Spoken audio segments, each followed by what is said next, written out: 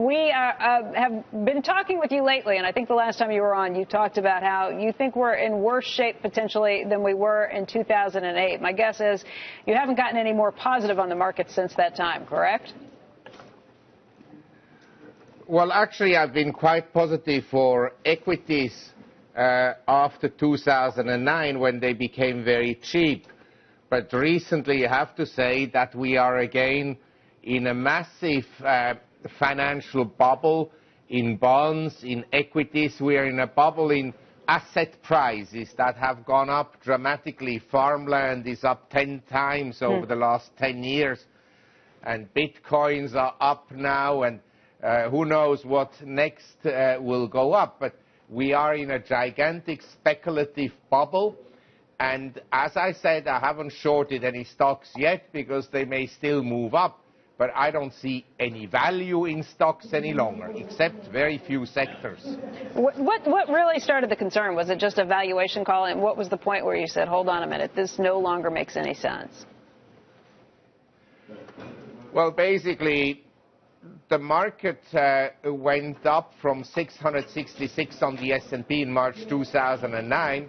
We're now at over 1,700. I felt the correction was overdue when the market was around 1,600. It hasn't happened, but it doesn't make stocks good value because of that. It's like in Asia, some markets kept on rising at the beginning of this year, and then within 3 months, from May of this year to now, they dropped 30% currency adjusted. So we have to be careful in this kind of exponentially rising markets. Mark, a bubble is different from overvalued. Is this just an overvalued market, or is this a bubble market? And what are the metrics in your mind to distinguish between the two?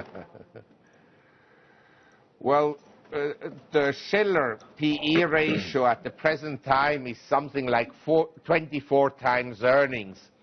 So it's at the high level that would suggest relative low returns going forward. Interest rates on the short end are at essentially 0%, so they can't go much lower.